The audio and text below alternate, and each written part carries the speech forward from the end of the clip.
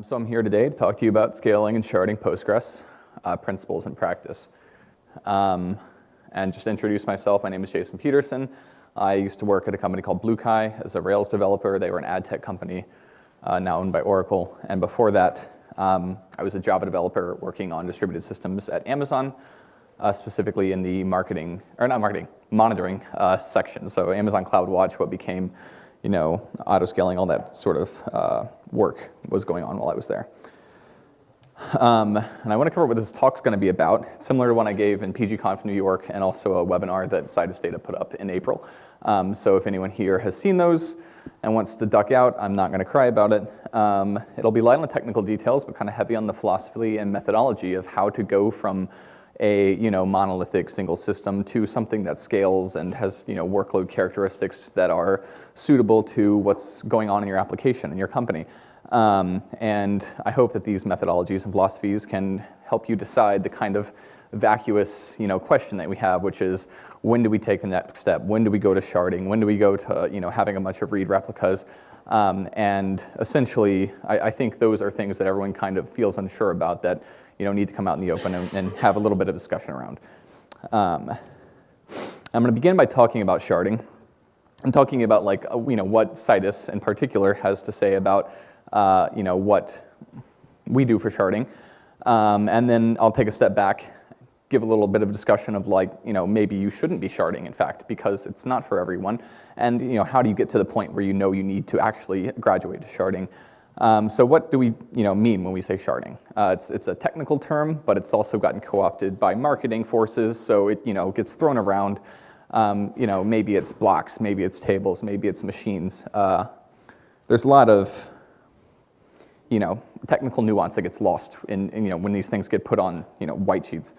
So I think at the core, what I'm going to say it means is horizontal partitioning. Just to distill it. And we'll go over to the font of all human knowledge, Wikipedia, and ask it what it means, with horizontal partitioning. And they say it's different rows in different tables. Pathologically, that could be any database. You put different rows in different tables. So, that's not very helpful. But, let's take another excerpt. It goes beyond this. It does this across potentially multiple instances of the schema. Okay, so this is a Postgres conference. So when I say schema, you might be saying, well, do you mean a namespace, or do you mean, this word is overloaded too. So now we've just dug ourselves an even deeper hole of confusing terminology and overloaded terms. And so I'm going to put my foot down and say that this is the definition I'd like to use, which is it's a form of horizontal partitioning which distributes database rows across totally separate physical database servers. In the sense by separate, I mean they don't coordinate, right? Like they're essentially little clones of one another. They operate independently. They can fail and come back independently. They are separate physical database servers, and it is horizontally partitioning, i.e. the rows are being separated across multiple tables in that fashion. So that's what I'm going to say is our claim of what sharding is. And you might be saying, who's Citus Data? Well, I hope you know by now who we are, because you probably have seen multiple of my coworkers talk today, and not to mention the whole sponsor thing. By the way, you may have noticed I'm pronouncing it like Midas. It's Citus. We make Citus DB. And this is a distributed database built on top of Postgres. We had the open source announcements this morning, so most people here are possibly primed to know what that is, unless you slept in, which I can't blame you. Not every software engineer likes to wake up at 8 o'clock. So Citus is a scalable analytics database. It extends Postgres. It brings distributed query planning and logic. It supports all the types in the wonderful, rich Postgres ecosystem. And it does it all using sharding. This includes aggregates, joins, subqueries, all the different types, extensions. It's PostGIS, whatever. It's a core part of that ecosystem. It fits in with everything. So, we've described what sharding is in the general. We still haven't moved on to what we actually do. You might be thinking, okay, you have a bunch of servers, and each server has a huge table that is some subset of an even huger table, like maybe click event data if you're a ad tech or e-commerce site. You get a bunch of click events from users coming to your site. You want to record this stuff and figure out converters and yada, yada. So you've got 2012, 2013, 2014, big table in the beige. The nodes are gray, one-to-one mapping between a subset of this table and the nodes. But how does that scale? Like, what actually happens on a system that's built that way? Let's say we're starting to see some slowdown. We want to add a new node. So we add a new node. Let's say each of these existing nodes will go crazy, has 4 terabytes of data on them. Now we have to bring in a new node, right? So 12 terabytes across 3 nodes, so it's 3 times 4. And now we're going to have 12 terabytes across 4 nodes, so it'll be 4 times 3, which means each node is going to have to shed a terabyte of network traffic in a large operation, because it is actually splitting off parts of a table that is a big table in Postgres. And this brings up all sorts of questions about atomicity and restarting this, or how much load it takes away from that box if it's sitting there saturating its network traffic doing this. It's not ideal. And load, I mentioned that a little bit, but let's say you also have some replication going on. So one of your nodes is replicated 2012 between 1 and 4, 13 between 2 and 5, 14 between 3 and 6, and we have 6 nodes. It feels like we should be able to use some of this redundancy in the happy case to also get less utilization of each machine. There's no reason that node 1 should have to serve all the the selects for the data that's in 1 and 2 and 4. So if one dies though, then now there's only 1 copy of 2012 and it's on node 4.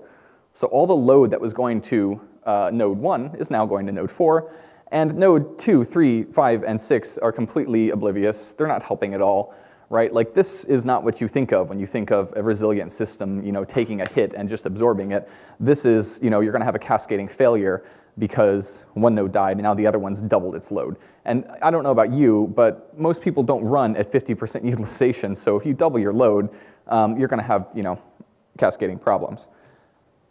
So there are ways around this, and this is what Citus does in its implementation of sharding.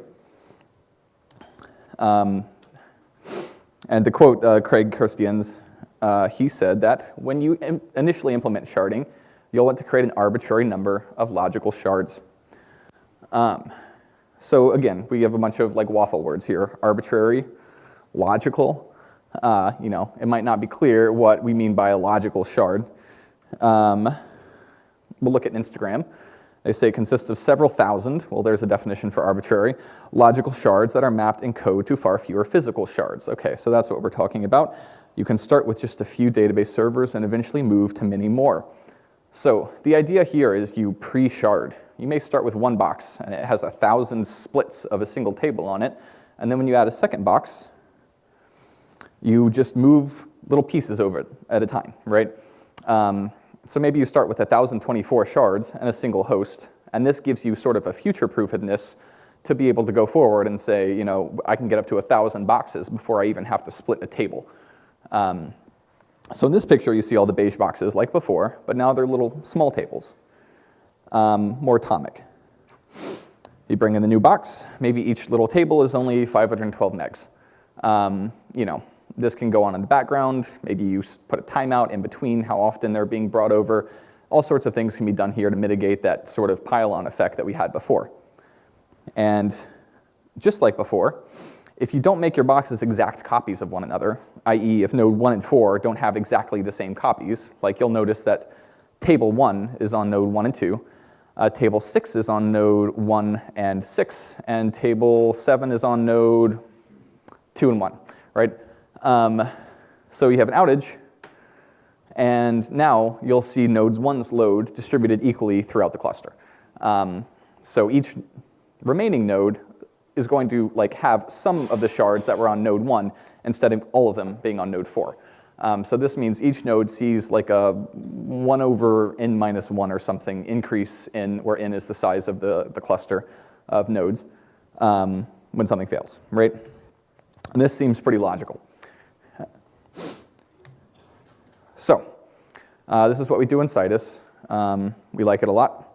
It enables better failure modes, rebalancing, migrations, performance benefits. I mean, many people may or may not be familiar with this approach. I think it's getting more and more common. But this sort of pre-sharding to very, small things that seem too small at the time gives you sort of the room to grow in the future without having to split any tables in any sort of, atomic fashions. So this was sort of the intro, the front matter, talking about just what logical sharding is, how we shard at Citus. Does anyone have any questions about that? Okay.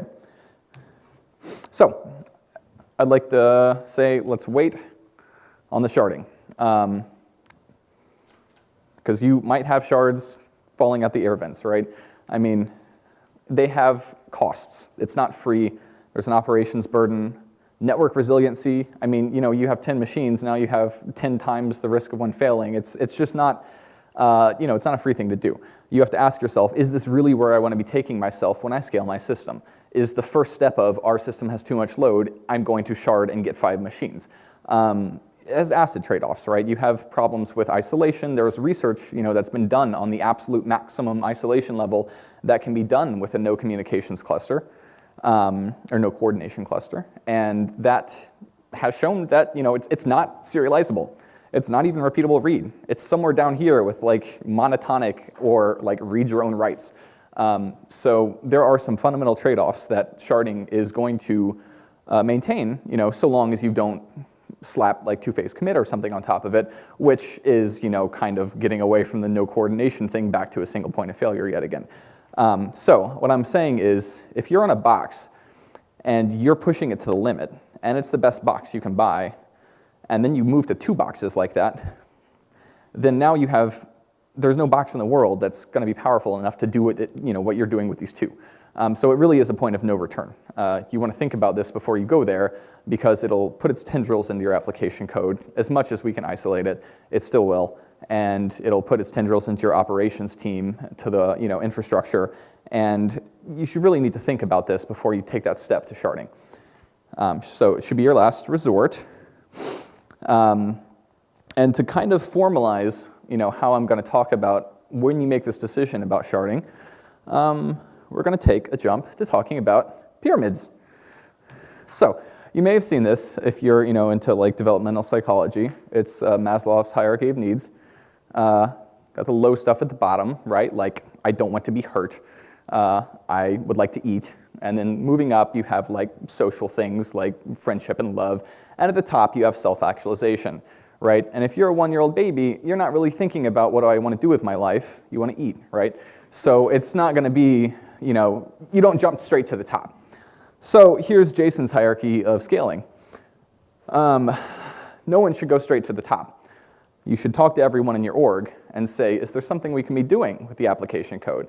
The database schema, with the hardware, the tuning of the OS, the tuning of Postgres itself, the tuning of the network. Can we split our load in such a way such that we're not actually splitting rows in the same table? Maybe we move tables to different machines. Maybe we move workloads to different replicas. But a given table has all of its rows on a single machine. And then finally, once you've done all that, I think then you should consider sharding. And how do you get through this pyramid, right? Like, you go look up some blog posts about tuning Postgres, and you do best practices, and just, you see it's a little bit faster, and that's good enough. So no, I want to say you've got to use science, right? The thing that you need to be looking at here to decide when you can get up to sharding is a repeatable methodology of incremental testing. And I think there have been other talks here today about the same kind of idea. I think Juan Lo had one. I think the TripAdvisor one was very good about honing in on these types of things and figuring them out. And while they may have covered very specific technical points that you are thinking like, oh, I got to go try that. I mean, that's kind of a shortcut to some of the insight that they had. But how do you get that insight? And it's actually pretty easy. What you want to do is generate a realistic load for your app, right? If you're a DBA, go talk to the app developers and ask them what's actually coming in. If you're an app developer, go talk to the DBA. Maybe they have some select query that they hate that you're running, and they've never asked you about it because it's not really that big of a deal, but maybe there's something you could be doing there. But figure out what that load looks like how much of a mix of updates, inserts, selects, deletes, and then run it against your original cluster, right? The original database. And you measure, measure, measure. You change one thing, right? This is the problem you'll see is where someone says, oh, I want to go change PostgreSQL and my OS, and I'm going to turn off NUMA, and I'm going to put on processor affinity, and I'm going to get rid of huge tables, and I'm going to change the shared buffers and the work memory, and then they benchmark it, and they go, oh, it got a little bit faster. But you know, maybe 5 of those things made it like 3 times worse, and the other 2 made them like 6 times better. And at the end of the day, like you don't actually, you know, it's a jagged terrain, right? Like the search space here is very large, and if you're just kind of hopping around, the likelihood that you're finding the global maximum is pretty low. So you change one thing, you determine the impact, which again, that's using the workload that's realistic, run it against your thing, and then you go back to the first step. Right? So in our specific world, we've got pgstat statements. This is to get the workload figured out, right? Like figure out how many updates, inserts, deletes, what they look like. We have pgbadger, which you know is a log processor. Powa, something I recently found, which is another log processor. And even New Relic like, can give you a nice dashboard of what your query requests look like, perhaps broken out by this is my batch application, this is my OLTP front-end application, this is the analytics thing we let the business guys query against or whatever. But for each of those, like get a corpus and then write something to generate that corpus and to generate it big, and you'll need that for the rest of the process, right? So the next part is the testing, which we have pgbench, but honestly that's pretty low level. Like something more realistic might be going up to your front-end developers and saying, can you get me HTTP corpus? And then I can run it against the front end using something like Apache Bench, and it will hit the database, but it'll show us what like a realistic load looks like. And then you just keep playing that over and over again and tuning one thing at a time until you found something that's at least a territorial maximum, I'll say. Or if it's a batch system, like this is really easy. You just turn off the readers, you fill the queue, and then you turn on the readers, and you see how fast the queue drains, right? So it's just a matter of generating those jobs, which, like I'm saying, they need to be representative, so that requires some research. That's the general part is the methodology I'm saying here. The specific part is figuring that out for your application, but once you do it, then it gives you the tools to keep making these incremental improvements forever. So the final part is like have really long run times, right? Don't take a 5-second measurement and say, oh, it's faster. I'm sure everyone knows this, but it bears saying. Eliminate hidden unknowns, so that's hard to do potentially on an operating system, but when you find them out, like turn off the flags, but do that one at a time. And generate some statistics. And this could be easy enough that you can just do it with time. Write a script, run it, measure it, do it again, right? That's all I'm really pushing for here is just this methodological scientific thing where you do one thing at a time, you measure it, and you see the difference. And if you want to compare these things like, in Toto, it's great to use a box and whisker chart or something like this. I don't know, go Google it, but it's basically you've got your maximum, your minimum, and your inner quartile range. So the third and the first quartile, and you see that on a graph with a bunch of different, runs. And it's very easy to say that the distribution of this is tighter and it has like a wider first to third quartile range, so it's a more even spread of latency or throughput or whatever you're measuring in your system.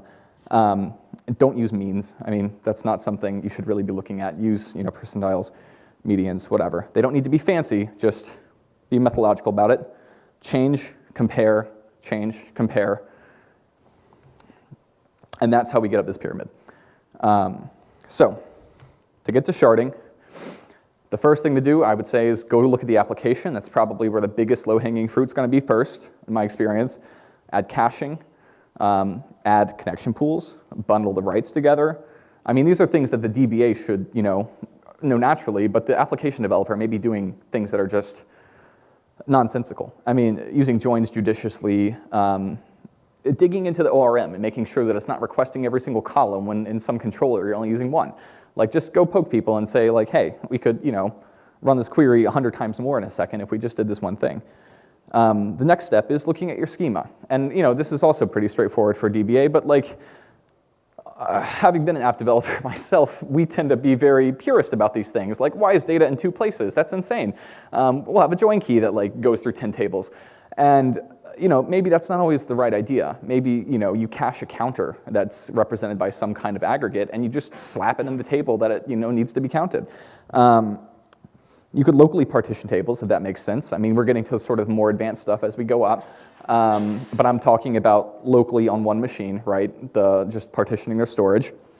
Even custom types, right? Like I just talked to someone the other week who had a bunch of array data in Postgres, and it's great that Postgres has arrays and hashes and all these things that, like, back in the days when I was on Oracle or MySQL, had none of this. But if you have a very sparse array, if it's full of nulls or zeros, you might consider writing a custom data type that can do run length encoding or something, right? And then all of a sudden, like, your database is a million times faster, and you still get the rich representation. It's just better than the array built in. Next step, this is where the Wanalo talk and the TripAdvisor talk come in great handy, which is the OS stuff. And I'm not going to get into this here because, I mean, you heard the TripAdvisor talk, if you guys were there, where it essentially was, I'm looking at kernel code and figuring out, what insane things are happening, what pathological cases the system file buffers are having. And this, of course, maybe you're on Smart OS, maybe you're on Linux, maybe you're on Windows, That's why I'm saying these blog posts that come up, they age. Things change. They may not apply to you. But the method of figuring out, like, what your unknowns are, and then using this kind of scientific rigor to make them known unknowns, and then eventually what their impact is, and you can turn them on and off, that's something you have to do before you say, screw it, we're going to shard. And it doesn't take that long. Like, once you get this going, it's almost rote. And then the final thing that we're getting up to is actually starting to split out some of the workload. And this is something that I think app developers can do well to learn about. It's like at BlueKai, we had an aggregator system that was reading from a database where user data was being entered and doing aggregates on it and putting them back into, like, hourly and kind of the roll-up style, materialized view style. But it was also the same database that was serving our OLTP front-end application. And those are two completely different workloads that are going to have different cache characteristics, and they're going to be fighting over buffers and memory and burstiness and all this kind of stuff. And at this point, you could have a master that everyone writes to, two read replicas, and one of the read replicas is just for the batch jobs. One of them is just for the OLTP side of things, right? And in this side, like, now you've got dedicated, you're not munging together their workloads. They're on two separate machines, so they're going to have two separate effects on those buffers and resources that otherwise they would be contending for on a single host. And then this is a little bit, more exotic, but actually taking columns that are hot for writes on tables that are otherwise very read intensive. So like a session table. Well, maybe the user data doesn't change very often, but you're sitting there reading it on every page refresh.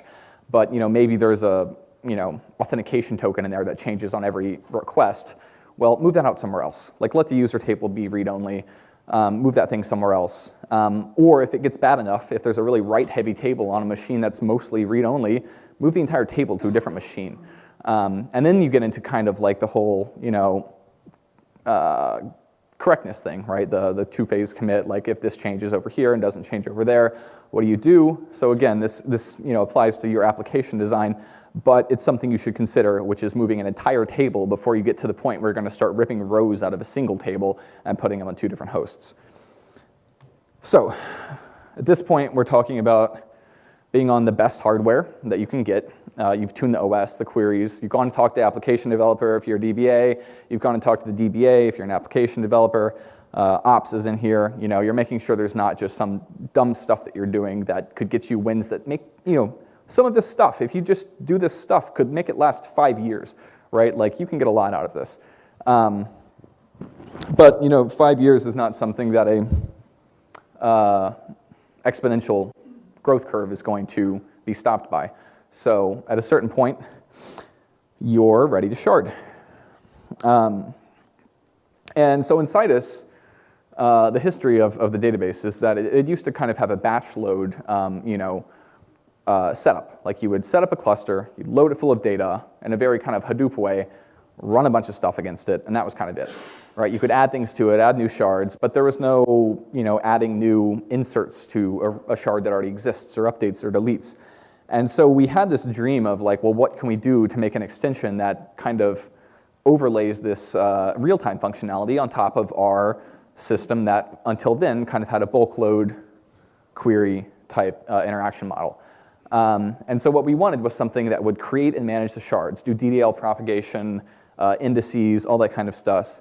We wanted it to use regular SQL commands. There are other things out there like PL proxy, which kind of marry you to a, I'd say, awkward application paradigm, where you're writing a bunch of like remote and local stored procedures that your driver essentially is sending select function, select function, select function to do updates, inserts, deletes. And that, I think, is off-putting to a lot of people and can also, make using an ORM very hard for a front-end developer. So we want SQL, plain SQL. We want replications and failover. And like I said, we wanted this to be an overlay on top of what was then the closed source Citus DB. So we wrote PGShard, which is an open source extension released 2014, December, so it's not even a year old. We had a lot of customers kind of doing their own thing to like update shards in place that Citus had loaded. And after the third or fourth one, we said, that's enough. Like it's starting to become a support burden to figure out like what scripts all you guys are hacking together. So we were like, let's have a supported solution. And also this works well as a NoSQL alternative as a side effect, because the sharding with disparate coordinating nodes is very similar to something that you see in like Mongo. And now with the arrival of JSON-B and those types, it's great.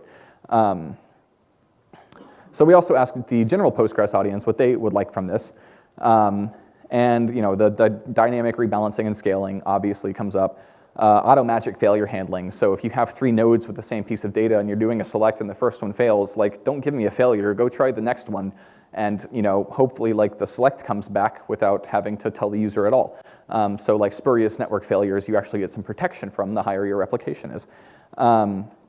And then they also said like transactions are not so important for many of these use cases. So the clickstream data, the document store type stuff, especially if you're just trying to convince an app developer to stay in Postgres instead of Mongo, like the document store stuff, they don't have a transaction story, we don't either. And like we said this morning, we do have some good news, which is that these offerings are being streamlined. It felt like for a while we were handing people a jar of peanut butter and a chocolate bar and telling them to make their own candy. And many of them would say, wait, like this peanut butter doesn't taste like chocolate. And we would say, like, no, that's what PGShard is for. And they'd go, well, this chocolate bar doesn't taste like peanut butter. And we go, no, you use Citus B. So finally we said, we're going to put them together. We're going to open source both of them. And now, by both, the resulting unification. And it will be an extension, not standalone. And it'll have the real-time modifications of PGShard and the dynamic query processing and distributed systems of Citus. So it's the two great tastes that taste great together. But I'm going to continue referencing PGShard in this talk, just because until we do actually open source it next quarter, we can give you a binary blob of the Citus pre-release to play with, and you can download the PGShard code, but I like the fact that you can download the PGShard code. So I'm going to keep talking about PGShard, so if you want to go online to GitHub, you'll know what to look for, and you won't be looking and saying, where's the Citus repository? But like I said, Q1 2016. So now we're going to get into specifics, because we kind of talked about the gross layout of the system. But there's also the question of like, how do you choose the right sharding key? How does this impact your application design, your performance, all that kind of stuff? And at the core of that part, it's just where do you put the row, and how do you find it once you put it there? And this is pretty straightforward. You just pick a dimension, and in a relational database, we'd call that a column. And a logical shard, those little tables that we have everywhere, each cover a range of potential values. So Mongo actually does have some documentation about this. It uses logical shards. They call them chunks, which I think is weird, kind of gross, but whatever. They made a good diagram, though. So here they go with an integer. It ranges from the minimum integer to the maximum integer, and it stops at 75, 25, and positive 175. And basically, those contiguous subsets are what get mapped into those shards. We would call this range partitioning in Citus. Something else you can do, pass it into a hash function, right? So that smooths out like a potentially non-uniform integer distribution into something that's more uniform, because that's what hash functions do. You could specify a list of columns, so then it becomes kind of like a pair or a triple. And then the way those are sorted, is perhaps a little bit more difficult, but you can make ranges or hashes of those. Or you could generalize to any expression. You could say, I want to shard on the year of this datetime column, right? Just like in Postgres, you've got expression indices. Like, there's no reason why you couldn't also have expression shard keys. But choosing the key is one of the hardest parts. Because in that same manual, it says it should have a good cardinality, which means, if you're like, I'm going to shard my users by state, and then you become Facebook, and let's leave the fact that state doesn't really generalize well, but in the United States, there are 50. Well, once you have 50 nodes, you can now never add any more nodes. So think about that, right? That's not going to hack it. And they say that picking a bad shard key can have a great impact on performance and capability. So performance, that one's pretty clear. Like if you pick state and New York and California are huge on one machine, and then you've got Wyoming or something where it's just like the box is completely a waste, that's a problem. But then the capability is also a problem, right? Like if you have something that splits things that are the queries you're trying to do across two shards, now you have to go in and do a cross-shard query, which limits some of the things that are possible, but also makes the performance hurt too. So these things are related. So again, this is the methodology of figuring out what's important in your application. That corpus that you put together when you are trying to scale your application in the earlier stages here, that same corpus is important here because it lets you see what's the most common constraint in my where clauses, in my selects. What are the cardinalities of things that actually get inserted into my database, right? Like, is my time thing, like bursty during the day and quiet at night, or is it uniform? So those things like that you built up earlier, you can now go kind of dive into that data, and it can help you be more educated about picking a good shard key. And you can also use a hybrid approach, right? At Amazon in the metric service, we did this thing where we, and this is a good concept, by the way, you take something that has a high cardinality in like a metric service. It might be a set of dimensions and values. So host name, cluster, type of machine. Like you can imagine just every key value that's in EC2, that could easily fit into that. And then you do a content hash of that, right? You munch it together, take a SHA-1, and then that becomes a unique identifier for the stream of metrics associated with everything that has those dimensions.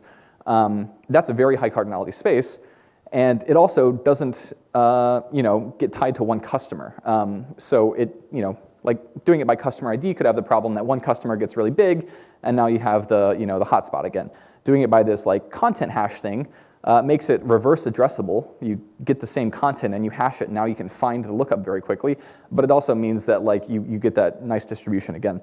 But then we took the hybrid approach of after we had done that, we also had local partitioning going on the boxes themselves by time. So you come in, you figure out what box you're in with a metric ID, and then you do the local partitioning using just a timeout simple, drop the table after it's, X number of hours old, or move it onto a different, slower spinning disk.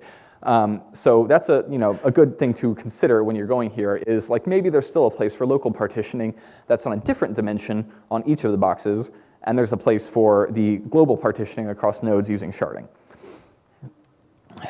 The cost of the poor choice, like I said, cross-shard scans can be very bad. Low cardinality limits your ultimate scalability, so like the state's problem. And switching keys after your initial ingest is very hard.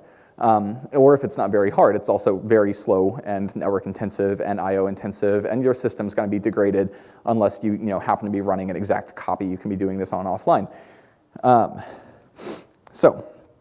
We'll get back to the actual extension and talk a little bit about how it works. And now you know how to pick a good shard key, how to decide when you want to shard, and now that you want to, here's something that can let you do it pretty easily. You can build it from GitHub.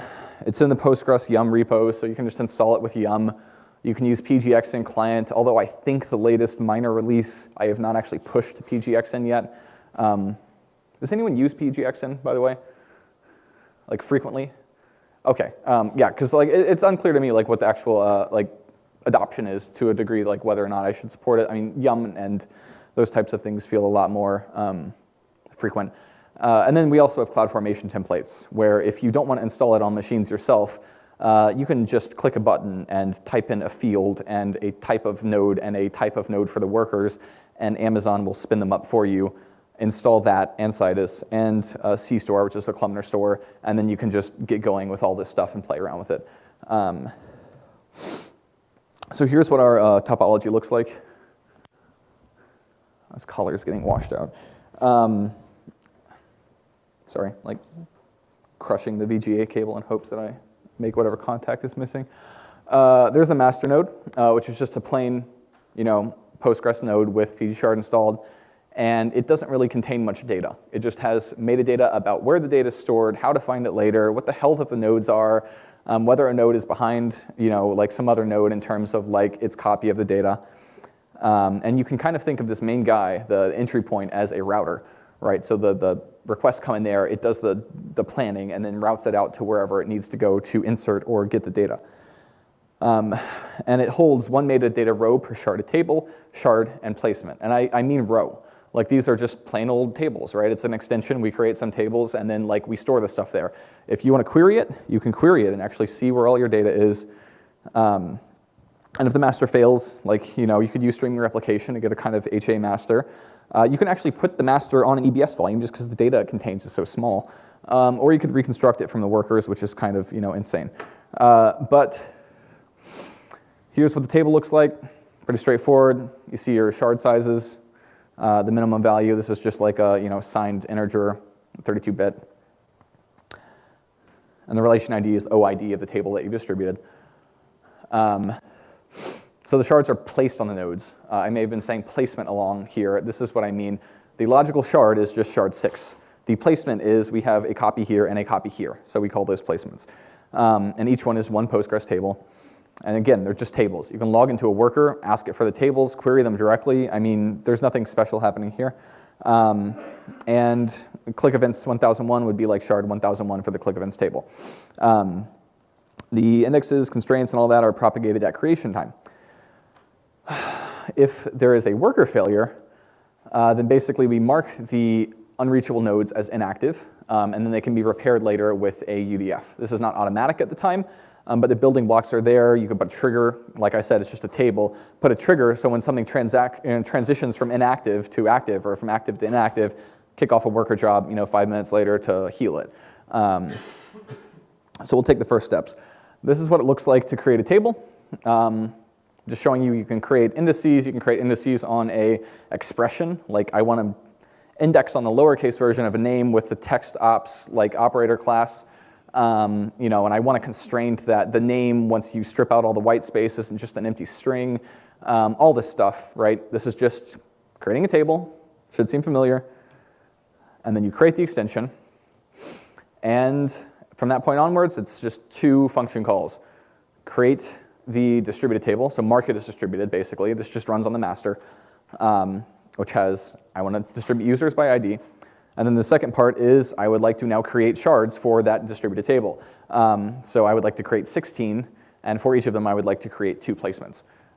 So this will go out to all the worker nodes, which are stored in a list with the host name, the host port, that kind of stuff in a file, and then just walks over them and creates, I need to make 2 copies of every single one of these things. It propagates the DDLs, the indexes at the bottom, all the stuff that I just showed you, like that entire thing gets recreated times 16 times 2 on all the worker nodes.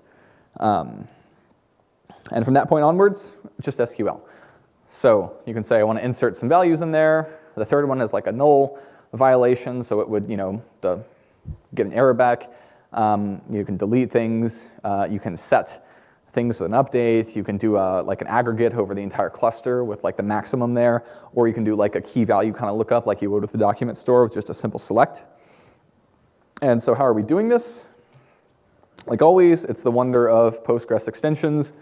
They're very modular, so we have full control over each stage of the lifecycle of a command, which is great. You can almost hijack the entire query. You can even let it fall through. So you could still have normal tables on the master, and they would just work like normal. But as soon as you say master create distributed table, then all of a sudden we hijack that and do the distributed planning, which just looks like this. You just look in our catalog, figure out if it's distributed. If it is, then we figure out what shards are involved in the query, plan it, and then send it out there. So what does this look like? If you wanted to insert a very young, apparently, Tom Lane into the users table, you would say, oh, well, users partitioned on ID. I need to grab that equality constraint. And that's done using the parse tree. And then basically from there, we can use the constraint exclusion mechanism, the same code path that's used to do partitioning locally in Postgres, and sort of build up virtual constraints out of each of the shards and see if constraint exclusion would violate any of those constraints. And when we find one that matches, we go, this is the shard that matches. Here it's 10,003. Finally, we parse that back out using the rule utils functionality within Postgres, which allows you to take a parse tree and turn it back into SQL, and we send it out to the shards placements. And so now we know that we have SQL. Oh, yes? Oh, this is all internals, essentially, right? From this point onwards, this is just, you say insert into distributed table, and we say insert into distributed table 10,003 and push it out to the worker and push it out to the replica and all this kind of stuff and mark things as healthy and unhealthy. So that's the execution part, which is actually coming up right here. So there are some issues with distributed modifications, though, right? Because this is a distributed system. You could have some race conditions where maybe one insert finishes faster on the first node than the second node, and another one goes the opposite order, and pretty soon you're violating primary key constraints in one and not the other. Or you have updates that are interleaving with inserts on one node and then interleave in a different order in the other node. Anyways, the point is we've thought about it, and we have the minimal number of locks to enforce safe commutation of updates, deletes, inserts, and selects. And we visit the replicas in a predictable order in order to make sure that if there's a primary key violation, we find out on the first replica. And we also maintain a per session libpq connection pool to all the backends. So as soon as you, or not backends, I'm sorry, to all the workers. So once you start, hitting a bunch of the workers after, a session's been going for a while, it just, it's going to go fast from that point onwards. And like I said, once a replica says, I can't do this insert, it gets marked as unhealthy. So the query comes in, we find the two placements that are affected, and essentially we're going to put it in one. It succeeds, we put it in the second one, it fails, and now we're going to mark that second one as inactive, and someone can come along and heal it later, but we know not to use it for selects. Like I said, it's read your own rights. So if you connect, or I don't know if I said that, but that's our consistency level. If you are connected to PG shard and you do an insert and then you do a select, you're always going to see the insert you just did. You won't see flapping back and forth between the old value. You might if you're in a different session. I think the likely thing in the different session is you might see an old value longer than would be expected. But if you're in the same session, you have read your own rights semantics. We have the commutativity rules and the predictable order to allow you to actually have primary key constraints, at least on a within a shard basis. Targeted select is a little bit simpler. I'm not going to go into the distributed select that Citus does, but targeted select is just, we know what shard contains this. We're going to go hit it, and this is kind of your MongoDB document store pattern of I just want to go fetch this thing. Oh, but the point here is if the first replica fails, you don't mark it as healthy. It's a read-only operation, or unhealthy. It's read-only. So you just fail over to the second one without telling the end user. And then you get the data handed back, and they're none the wiser that this other guy has had a problem, at least until they try to write to it, at which point, yes, we would mark it as unhealthy.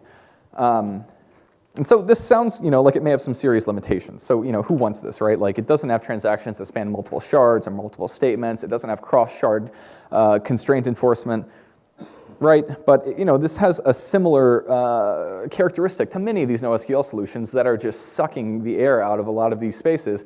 And the point is we can kind of draw people back under the PostgreSQL tent, right? We can say, wait, don't go here, don't do this, just I'll give you JSON B, put the important stuff in some columns, we'll make a ragged column that's all JSON B, put some indices on it. I mean, you can put them on nested keys, for God's sake, like it's fast, and then you get your document store in Postgres on the same libpq connection that you're talking to the master that also lets you do your OLTP stuff. And now that Citus is going to be integrated with this, it also lets you do your big data stuff across the rows that you have stuck in there too. It took about In production, we've had one customer go from proof of concept to production in 2 months. They dropped in PG Shard where they needed it. They needed 30,000 inserts a second, which was not hard to hit. It's clickstream event data. They use hyperlog log to do a distributed unique, or a unique approximation, I should say. You can look at that blog post for that. And I don't actually know the velocity of this data. I think 200 gigabytes was like in a month or something. And the Citus DB part of it sped up their selects of this stuff much faster. They didn't have to rewrite their ingest pipeline because they didn't need to, the staging stuff. Like they didn't want to do that. They just wanted to do insert, insert, insert, insert. And it turns out that we were able to completely do all this with PG Shard on top of Citus. Like I said, it's just a baby. It's not even a year old. It was December was V1. March was V1.1. 1.2 was in July. And we're doing maintenance on that still, and performance fixes, and we're already compatible with all the 9.5 betas. But from that point onwards, it's going to start getting moved into Citus DB, which will be open source and an extension in Q1 2016. We want to hear your questions and your feedback. We're looking at multi-master. That's definitely a big project in the upcoming year. The automatic rebalancing, more SQL coverage. I think upsert is a very good use case for this. Because targeted upserts, are a great way to say, I expected this, and I would like to change it if that's what I find in a single statement. And then also like insert streaming and pipelining. We're looking at hooking into LLSR and like pipeline connections to be able to do much, much higher throughput. So suggestion is welcome.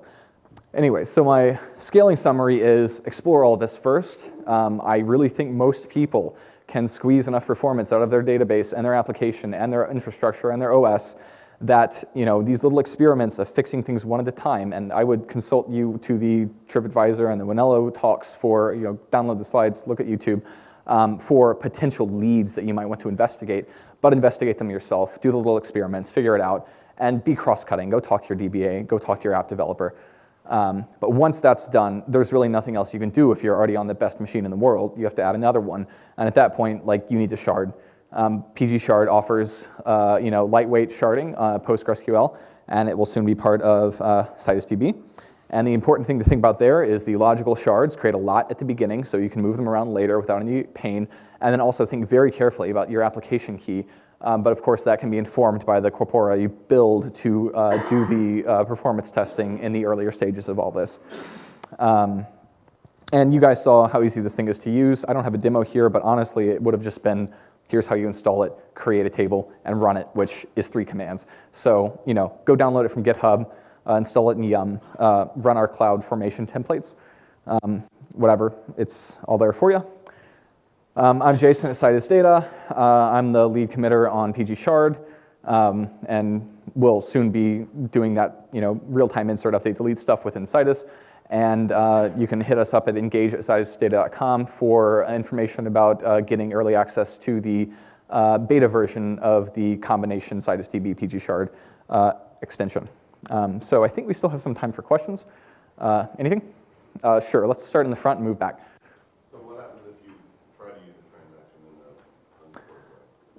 We try to provide readable and explanatory error messages as much as possible. So I believe what it says is that statements within a multi-statement transactions are unsupported on distributed tables. And we actually are pretty cognizant of returning the correct error code as well. So it's not some generic error. Potentially your JDBC driver could respond with feature not supported or something like that. So it's not like we log an error and just not do something. You're going to get that back. But yes, we don't support that at the time being. We do have some pushes into looking into consensus algorithms, two-phase commit, and that kind of stuff. And in the future, we may allow people to opt into two-phase commit with a distributed transaction manager and snapshot manager, which is actually a third-party thing that we're trying to integrate with or exploring. But I can't make any commitments to that right now because I think that's a very different use case.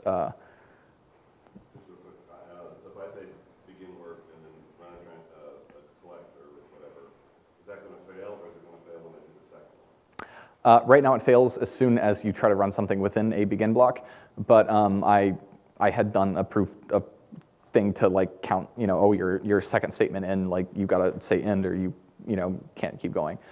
So I could easily fix that in a feature request. So next person. Citus DB does. Like I said, like this was written as an overlay and the focus was really on the modification side of things, but the query side of things was already very well handled by Citus DB, and Citus DB not only supports multi-table joins with sharded tables, it can shard multiple tables and do like cross-table joins that way too. It basically figures out what it needs to shuffle around on a particular dimension, does a dynamic repartition to move as minimal data across the wire, and then each node is involved in a distributed processor operation basically to do that join and get it back to you. And the reason I'm going to this detail is like some might think, oh, we're going to pool all the data to the master and the master does the join. No, that's not what happens. So this actually allows you to exploit the processors and the RAM on all of your machines to do a distributed join. But yeah, so Citus will have that, and Citus, like I said, non-proprietary and now open source soon too. Next.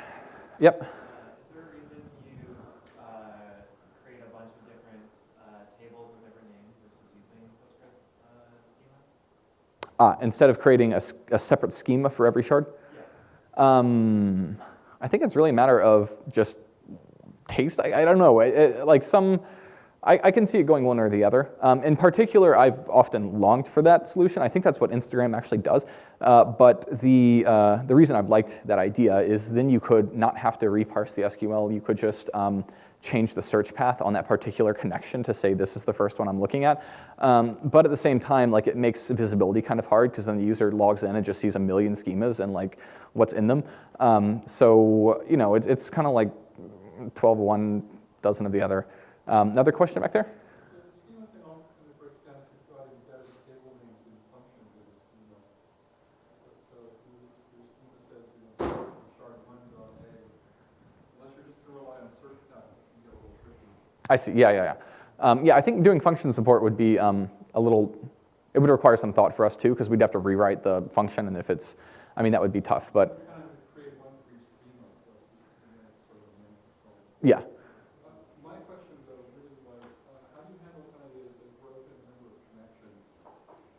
Right now, we do not. I believe Citus DB does. And because these are two parallel code paths right now, we're sort of dealing with how to consider merging that. Like I think it has like a shared memory counter for like how many connections are outgoing to a particular host, and it'll like block on, you know, so a more reasonable connection pool. In our case, I think what you would want to do, I mean, this is why the ecosystem is so great, is you could put PG Bouncer on all your machines, and essentially like PG Shard could be, you know, terribly pathological, but at the same time, like PG Bouncer sitting on every box and making sure that you don't have, you know, 70 incoming connections or something. In what mode? Yeah, I'd have to look at the exact, I think we've done some prototyping of this for a customer, but do you have an answer to this? Okay, we're completely out of time. Okay, I could talk to you a little bit afterwards, but yeah, depending on the mode, I think that might be possible. The statement one seems likely, yes. Yeah, okay. All right.